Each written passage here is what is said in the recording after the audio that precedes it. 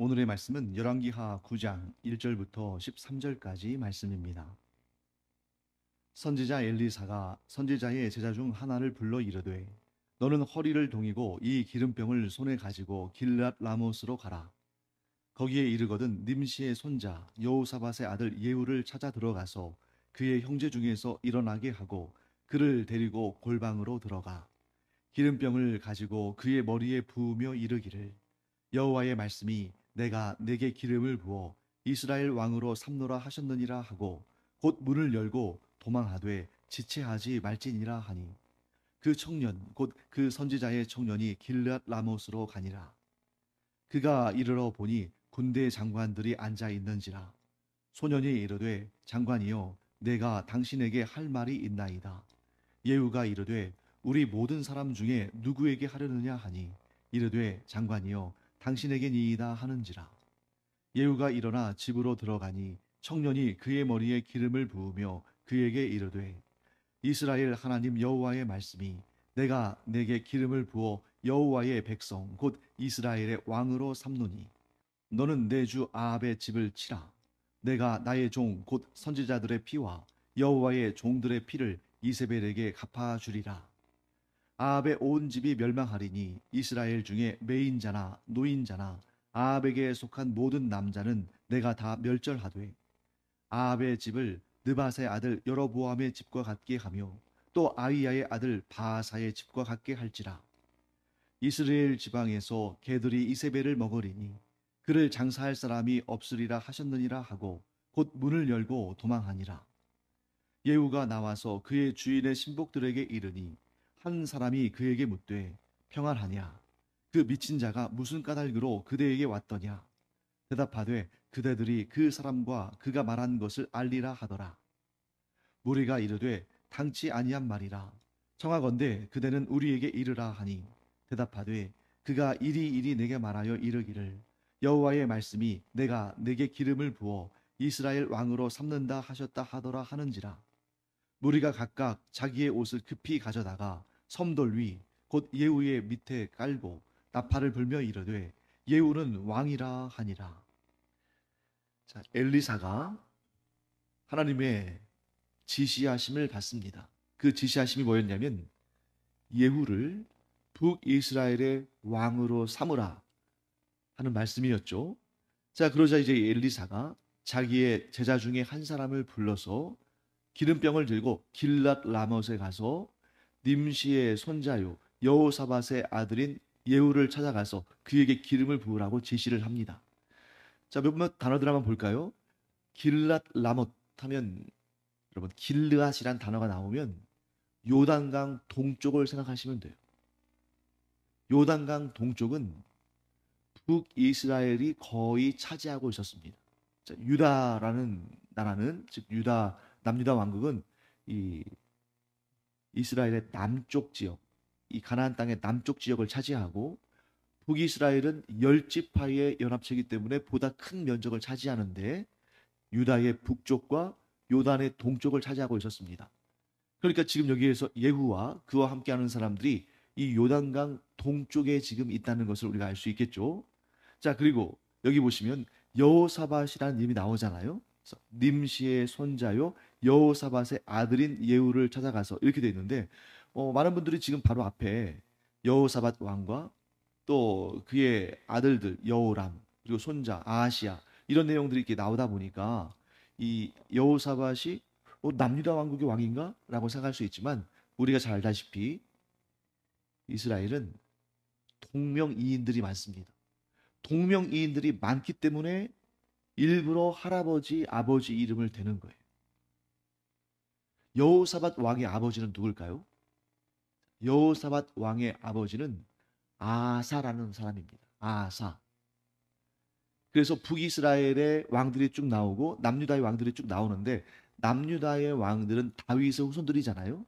그래서 솔로몬의 아들인 르호보암 왕이 남유다 왕국의 첫 번째 왕이고 두 번째가 아비얌, 세 번째가 또 아비얌은 아비야라고도 불립니다. 세 번째가 아사, 네 번째가 요사밧, 다섯 번째가 여호람, 여섯 번째가 아하시야, 일곱 번째가 그 유명한 이스라엘의 그 남유다 왕국에 20명의 왕들이 세워지는데 그 20명의 왕들 가운데 유일하게 다윗의 후손이 아닌 사람, 또한 유일하게 남자가 아닌 사람, 또 유일하게 남유다 왕국 사람이 아닌 사람, 곧 아합과 이세벨의 딸이었던 아달랴라는 이 여인이 남유다 왕국의 7번째 왕으로 올라서요.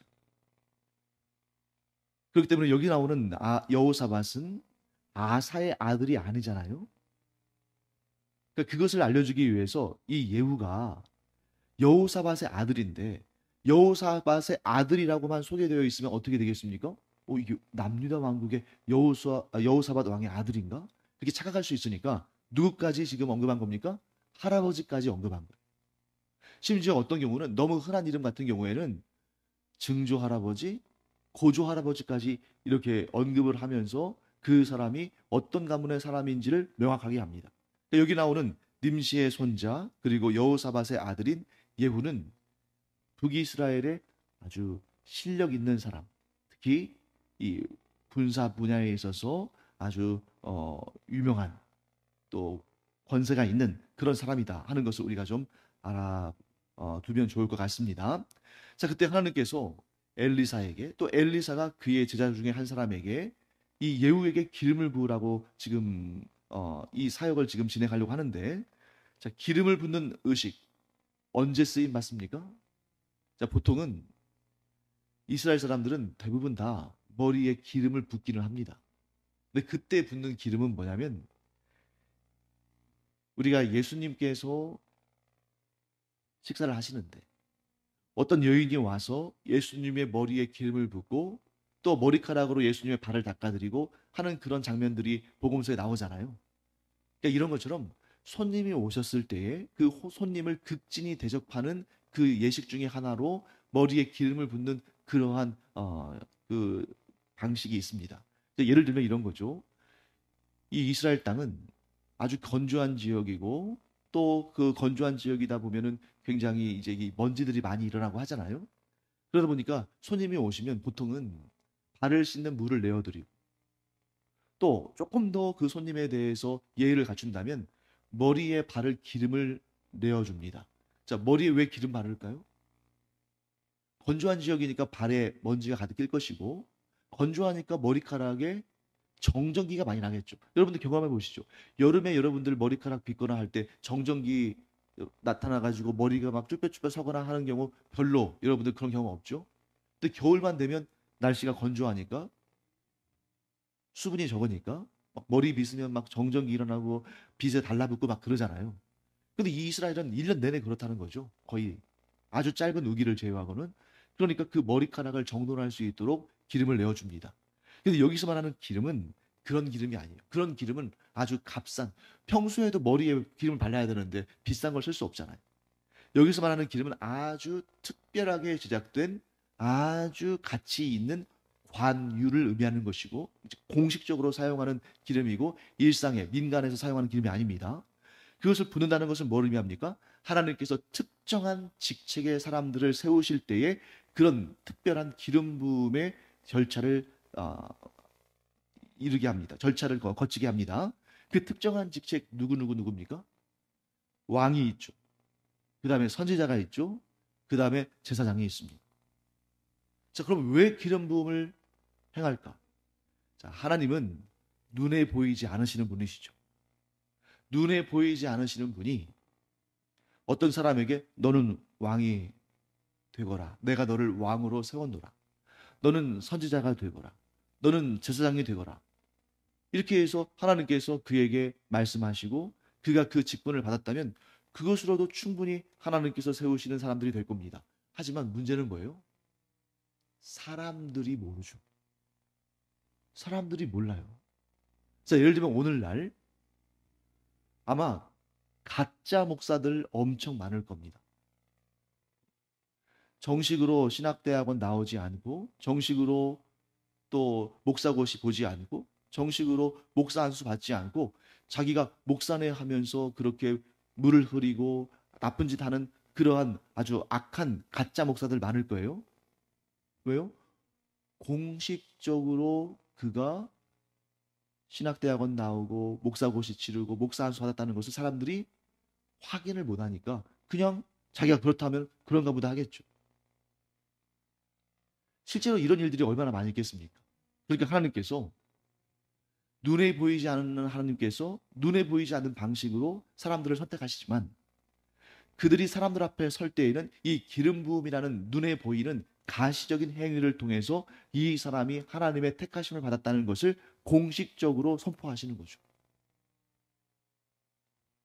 그러니까 그 기름 부음을 행하는 자는 아무나 행할 수 없는 것입니다. 기름 부음을 행하는 자는 하나님의 이미 택함 받고 그 사역을 통해서 하나님의 사람이라고 증명이 된 선지자들이나 혹은 대제사장 같은 사람이 이 기름을 붓는 이 일을 통해서 하나님의 택하심이 하나님의 기름 부으심이 이 사람에게 임했다는 것을 공식적으로 선포해야 되는 것이고 보여줘야 되는 것입니다. 하나님께서 눈에 보이지 않는 분이시기 때문에 하나님의 음성이 아주 특별한 그런 기적적인 경우를 제외하고는 사람들의 고막을 울려서 귀에 들리지 않기 때문에 만약에 어느 날 하늘에서 막 소리가 큰 소리가 울려가지고 예후를 내가 북이스라엘 왕으로 세웠노라. 그래서 그 하나님의 음성을 그 땅에 있는 모든 백성들이 들었다면 누구도 의심하지 않고 예후가 이스라엘의 왕이 되었구나 하는 걸 알겠죠. 하지만 하나님 그런 방식으로 일하지 않으신다는 거예요. 그렇기 때문에 이 기름 부음이라는 공식적인 절차를 통해서 왕, 선지자, 제사장들이 세워지는 것입니다. 자, 그렇기 때문에 이 예식이 사람의 손을 통해서 기름이 머리에 부어지지만 반드시 그 기름을 붓는 자는 뭐라고 선포해야 됩니까? 이렇게 말씀하고 있죠. 3절 말씀 볼까요? 기름병을 가지고 그의 머리에 부으며 이르기를 여호와의 말씀이 내가 내게 기름을 부어 이스라엘 왕으로 삼노라. 이 말씀을 그대로 선포해야 되는 거예요. 그러니까 기름을 붓는 사람에게는 개인적으로는 영광이겠지만 그 사람의 능력으로 세워지는 것이 아니라 여호와 하나님의 이름과 그의 능력으로 왕으로 세워지는 것입니다. 그런데 우리가 정확히 알아야 할 사실, 이 기름 부음이 먼저입니까? 아니면 하나님의 선택이 먼저입니까? 하나님의 선택이 먼저고 그 다음에 그 선택에 대한 증거로서 기름 부음이 이루어지는 거죠. 똑같은 예가 우리의 신앙생활 가운데서도 이루어집니다. 예를 들면 세례, 목사 안수, 장로 장립, 자 이런 예식들이 있잖아요. 세례가 먼저입니까? 하나님께서 구원의 은총을 베푸신 것이 먼저입니까? 하나님께서 구원의 은총을 베푸신 것이 먼저예요. 또 목사 안수를 받고 장로 장립을 받으면 그 다음에 하나님의 택하심이 이루어지는 것이 아니라 하나님께서 그를 목사로 장로로 세우시기로 결정하신 다음에 그것에 대한 표시로 안수가 이루어지고 장립이 이루어지는 거죠. 자, 그렇기 때문에 어떤 특정한 행위, 기름 부음이나 안수나 이런 특정한 행위로서 신분의 변화가 생기는 것이 아니라 하나님의 택하심이 먼저다. 그리고 그 다음에 그것을 공적으로 선포하는 가시적 행위가 뒤따르는 것이다 하는 것을 우리가 보게 됩니다. 그 다음에 엘리사가 그 선지자의 제자에게 그렇게 기름을 부은 다음에 지체하지 말고 도망하라고 말했죠. 왜 그랬을까요? 자, 머뭇거릴 수 있거든요. 기름을 부은 자가 머뭇거린다면 어떤 일이 발생할까요? 둘 중에 하나입니다. 하나는 그 기름 부음을 받은 자가 이 선지자의 제자 혹은 선지자를 가만 놔두려고 하지 않을 거예요. 자, 오늘날도 여러분 지금 대통령 선거 운동 기간이잖아요. 이 기간 동안에 어떻게 합니까? 사람들이 저마다 뭔가 좀 공신력이 있거나 인기가 있거나 지명도가 있는 사람을 자기의 어떤 그 선거 운동원으로 자기를 지지하는 사람으로 끌어들이려고 엄청 애를 쓰잖아요. 왜? 그 사람을 통해서 자기의 정당성이 그 사람을 통해서 자기의 어떤 실력이나 능력이나 인기가 좀 도움을 얻을 수가 있으니까. 이 사람이 이 선지자의 제자가 기름 부음을 행한 다음에 거기서 도망가지 않았다면 아마 붙들렸을 겁니다. 붙들리면 또 어떤 일이 발생할까요? 예후가 완전히 선한 사람이고 끝까지 하나님께 충성한 사람이었다면 그와 함께 일하는 것이 좋을 수도 있었겠죠. 그렇지만 우리가 나중에 보면 알겠습니다만 예후는 그렇게 온전히 경건한 사람이 아니었습니다. 그러니까 그런 정치 권력에 빌붙어서는 반드시 이 종교의 어떤 권력이 부패할 수밖에 없다는 거죠. 그래서 대대로 여러분들 역사를 보십시오. 이 종교 권력이 정치 권력과 멍해를 같이 할 때, 함께 힘을 합칠 때에 반드시 부패한다. 그런데 여러분, 정치는 대부분의 경우에 부패한 것이 사실 아닙니까? 그런데 거기에 종교는 그런 부패에 말려 들어가면 안 되고 오히려 그 부패를 책망하고 돌이키도록 그렇게 힘을 써야 되는데 정치 권력에 휩쓸려서 정작 해야 되는 그런 영적인 일을 하지 않고 또 그렇게 더러운 그러한 그 정치 권력의 이 하수인이 되어버리는. 그래서 여러분 오늘날도 우리가 그걸 보고 있지 않아요? 몇몇 종교인들이 기독교든 불교든 천주교든 또 몇몇 소위 목사라고 하는 사람들이 또 승려라고 하는 사람들이 신부라고 하는 사람들이 그 정치 권력의 발을 딛고 손을 보태고 하다 보니까 정작 하나님께서 맡기신 그 사역에는 관심이 없고 또 불교나 천주교도 마찬가지죠. 자신들이 해야 되는 그런 뭐 목양이나 또는 뭐 그런 수행이나 이런 데는 관심이 없고 그저 뭔가 이 정치적인 권력을 가지고 뭔가 이득을 보려고 그렇게 변질되어 가지 않습니까? 하나님 그렇게 하지 말라고 하시는 거예요. 떠나라. 또 한 가지는 뭐가 있냐면 죽을 수도 있습니다. 그래서 지금 예후에게 기름을 부었잖아요. 그러면 예후 입장에서는 또 예후를 따르는 사람들에게는 좋지만 기존의 이스라엘 왕, 북이스라엘 왕, 이 아합 가문에게는 이 기름 부은 자가 철천지 원수가 되겠죠. 왜? 왕조를 바꾸는 그 일에 쓰임 받았으니까. 거기 머뭇거리다가는 더러운 정치 세력의 도구로 전락하거나 혹은 그 반대 세력의 미움을 받고 공격을 당해서 죽거나 그럴 수 있는 것입니다. 그러니까 하나님께서 이 선지자의 제자에게 엘리사를 통해서 뭐라고 말씀하시냐면 너 거기 기웃거리지 말고 너의 맡은 바 소임을 다했으면 빨리 거기서 떠나라. 그리고 너는 평소에 하던 대로 내가 너에게 지시하는 것들을 듣고 그 말씀을 백성들에게 선포하는 그 선지자의 역할에 집중하라. 이렇게 말씀하시는 것입니다. 자, 그 다음에 5절부터 10절까지 보시면 이 선지자의 제자가 가서 명령받은 그대로 행하는 것입니다. 자, 그때 5절 말씀 보실까요? 거기에 어떤 사람들이 있습니까? 군대 장관들이 있습니다. 우리가 여기에서 뭘 알 수가 있어요? 예후라는 사람이 군대 장관들을 거느리고 있었다는 것이죠. 근데 거기에 또 우리가 힌트 하나를 얻을 수가 있는데 오늘 본문의 말씀의 후반부를 보시면 13절 말씀 보실까요? 무리가 각각 자기의 옷을 급히 가져다가 섬돌 위 곧 예후의 밑에 깔고 나팔을 불며 이르되 예후는 왕이라 하니라. 자, 예후가 이 선지자의 제자에게서 기름 부음을 받아서 이스라엘의 왕으로 세워졌다는 그 소식을 듣자마자 무리 앞에 나와 있는 걸로 따지면 군대 장관들이죠. 이 사람들이 자기의 옷은 무슨 옷이겠어요? 겉옷이겠죠. 좋은 겉옷. 이 옷을 가져다가 섬돌 위. 여러분 이 섬돌은 뭘 의미하냐면 계단식으로 되어 있는 그런 돌입니다. 우리식으로 따진다면 여러분들 그 경복궁이랄지 이런 데 보면 왕의 집무실 앞에 이렇게 계단식으로 올라가게 되어 있잖아요. 왕이 사용하는 모든 건물들은 평지보다 반드시 높게 되어 있어요. 왜 그렇습니까? 우러러보도. 그러니까 지금 예후는 섬돌 위에 있고 이 군대 장관들은 그 섬돌에다가 자기의 겉옷을 깔고 그들은 아래에 있고 뭘 의미합니까? 예후가 그 군대 장관들 가운데에 가장 높은 사람이었다는 것을 알 수가 있죠. 그때 이 소년이 자 5절 말씀에 이 소년은 선지자의 제자인데 소년은 성경에서 소년은 단지 어린이를 말하는 것이 아니다. 자, 어디까지예요? 태어나면서부터 대략 20대 초반까지 아직 결혼하지 않은 그러한 젊은 청년을 말할 때도 소년을 씁니다. 그러니까 젊은 청년으로서의 선지자 제자였겠죠. 그가 누구를 찾습니까? 예후를 찾습니다. 그리고 그를 따라서 어떤 작은 방에 들어갔을 거예요. 6절 말씀 볼까요? 예후가 일어나 집으로 들어가니 그 집 아주 작은 공간이었을 겁니다.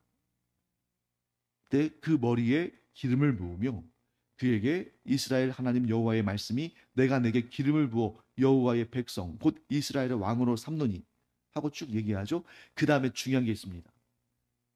그가 왕으로 세움받은 하나님의 일꾼으로 세움받은 목적이 등장하죠. 7절 말씀 볼까요? 너는 너의 주 아합의 집을 치라. 아합은 이미 죽었어요. 하지만 그의 아들이 여전히 지금 이스라엘의 왕으로 있잖아요. 그를 치도록 한 것입니다. 그 이유는 나의 종, 곧 선지자들의 피와 여호와의 종들의 피를 이세벨에게 갚아주리라. 아합은 죽었지만 이세벨은 아직 죽지 않은 상태예요. 그러니까 하나님께서 그 원수를 갚아주시고 8절 말씀 아합의 온 집이 멸망하리니 아합에게 속한 자를 다 멸절하시겠다 하고 말씀하시는 것입니다. 자, 이 이야기를 딱 했습니다. 그리고 이제 그 집에서 사실은 정확하게 말하면 그 건물 안에 있는 작은 공간에서 나와서 이렇게 다시 원래 자리로 돌아왔습니다. 자, 그때 그 군대 장관들이 예후에게 묻습니다. 평안하냐?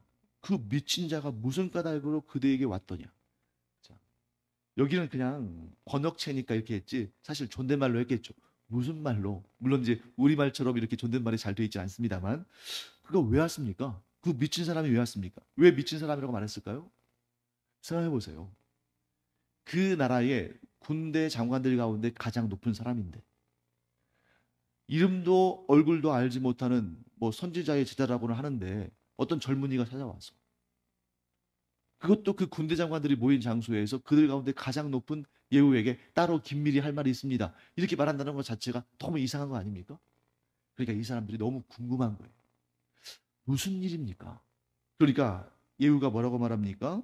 자, 11절 말씀 후반부를 보시면 그대들이 그 사람과 그가 말한 것을 알리라 하더라. 무슨 얘기냐면 나중에 알게 될 거야. 다 알게 되니까 그냥 뭐 나중에 좀 그때 가서 들어. 이런 식으로 그 자리를 모면하려고 합니다. 그러니까 12절 말씀 보시면 당치하냔 말이다. 여러분 당치하냔 말이야. 굉장히 과격하게 하는 말이잖아요. 안 돼. 지금 들어야겠어.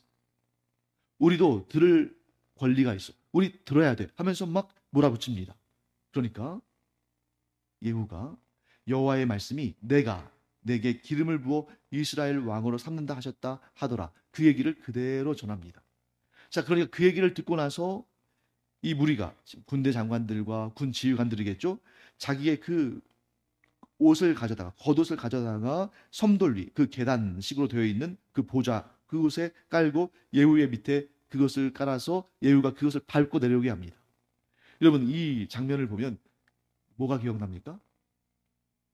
마치 예수님께서 예루살렘에 입성하실 때에 그 이스라엘 백성들이 예수님의 발 아래 그 예수님이 행차하시는 그 길에 자신들 겉옷을 깔았던 그러면서 뭐라고 말합니까? 호산나 왕의 이름으로 오시는 이여 어서 오시옵소서 하면서 그렇게 맞이하잖아요.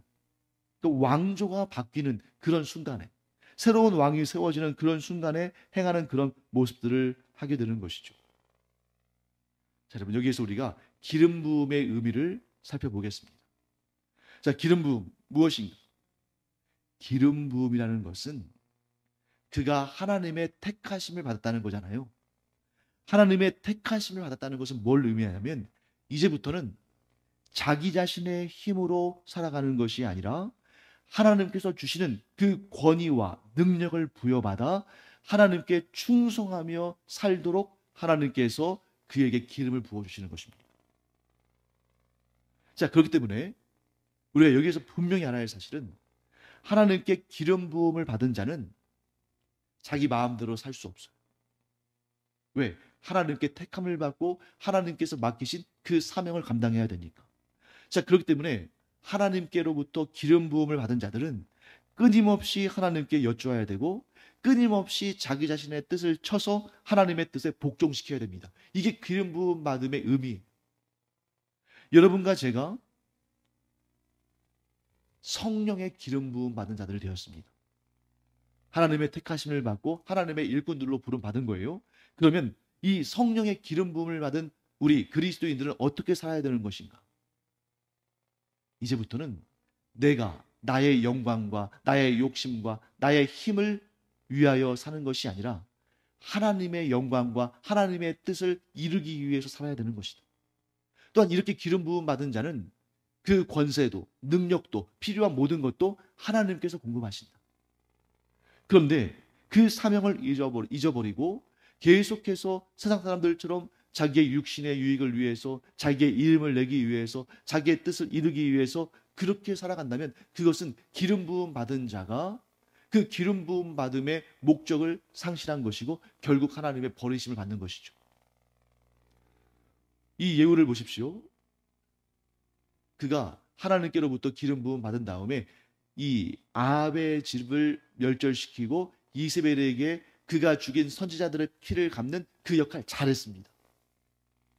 그런데 그 이후로 예후가 어떻게 되냐면 하나님께 끊임없이 물으면서 하나님의 뜻을 수행하려고, 그 하나님의 말씀에 순종하려고 하는 것이 아니라 그 권력에 취해서 또 자기 마음대로 그렇게 이스라엘 왕으로서 자기 뜻을 펼치며 자기의 마음대로 그렇게 국정을 운영하려고 합니다. 결국 그는 그 자리에서 또 하나님의 심판을 받게 되는 것이죠. 사랑하는 성도 여러분, 우리는 성령의 기름 부음 받은 하나님의 사람들로서 항상 우리의 뜻이 하나님의 뜻과 다르다면 우리 자신의 뜻을 하나님의 뜻 아래에 내려놓고 하나님의 뜻을 받드는 그런 하나님의 사람이 되기를 간절히 축원합니다. 그래야만 하나님의 성령의 역사가 늘 그에게 머물고 하나님의 기름 부음의 그 역사가 늘 우리 가운데 충만하여서 우리가 하나님께로부터 받은 그 사명을 끝까지 잘 감당하고 하나님께 칭찬받고 상을 받게 될 것입니다. 그런데 하나님의 뜻이 무엇인지를 듣고 알면서도 그 뜻을 내가 따르지 않고 자꾸 내 뜻, 내 욕심, 내 영광, 나의 성공, 그것만을 위해서 우리가 살아간다면, 아니 심지어 내가 원하는 것을 얻기 위해서 하나님을 이용하려 한다면 그는 그 아름답고 복된 선택으로부터 스스로 떨어져 나가는 것이겠죠. 성령의 기름 부음을 받은 우리가 늘 하나님의 뜻을 알아가고 깨닫고 그 뜻에 복종하는 그런 정말 참된 신앙인으로 성령의 기름 부음 받은 자로 살아가게 되기를 간절히 축원합니다. 기도하겠습니다. 하나님, 오늘 예후가 왕의 기름 부음을 받고 이스라엘의 새 왕으로 세워지는 그 장면을 보았습니다. 하나님, 이것이 남의 얘기가 아니라 바로 우리의 이야기인 줄로 압니다. 저희가 하나님의 기름 부음을 받고 곧 성령의 기름 부음을 받고 하나님의 일꾼들로 세워졌는데 그 부르심에 그 기름 부음의 의미가 무엇인지 하나님의 뜻을 계속 여쭈어 보고 그 뜻을 깨달아 알고 또 그 뜻에 순종하며 살아가므로 하나님을 근심하게 하는 자들이 아니라 하나님을 기쁘시게 하며 하나님께 칭찬과 상과 복을 받는 저희들 되게 하여 주시옵소서. 감사드리며 예수님의 이름으로 축복하며 기도합니다. 아멘.